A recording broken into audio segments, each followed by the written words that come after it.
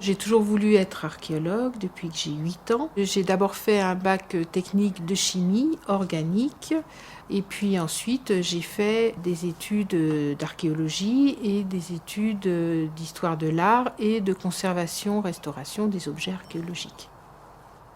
Quand je me suis lancée dans l'étude des bois, ça n'existait pas. Alors, il a vraiment fallu que je fasse preuve, pas seulement de compétences, mais de montrer que la forêt et le bois, on pouvait tout à fait l'étudier, qu'il y avait énormément de choses à dire et qu'on ne savait pas grand-chose. Un bois trouvé humide doit rester humide, un bois gorgé d'eau doit rester gorgé d'eau.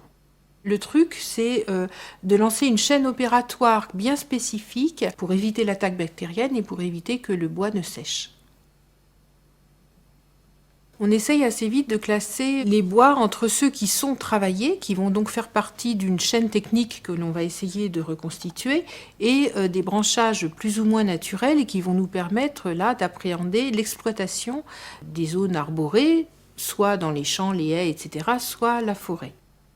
Les choses que l'on va regarder, ce sont d'abord les cernes de croissance. On repère également les rayons qui sont perpendiculaires à ces cernes.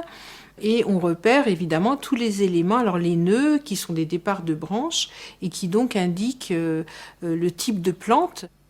Le premier enregistrement à faire à propos d'un bois, c'est de dire en quelle essence il est fait. Donc il y a la détermination anatomique, botanique, et que nous faisons sous microscope. On peut deviner un certain nombre de choses à l'œil nu, mais nous, dans nos bois archéologiques, on n'a plus la couleur, on n'a plus l'odeur, et le toucher n'est pas fiable.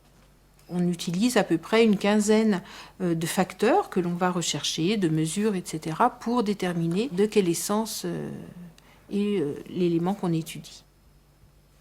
En fait, il y a à peu près 400 arbres et arbustes en Europe sur lesquels on peut travailler. On a besoin de référentiels pour affirmer, être sûr. Donc on a des atlas de photographies faites sous microscope que nous utilisons comme référence.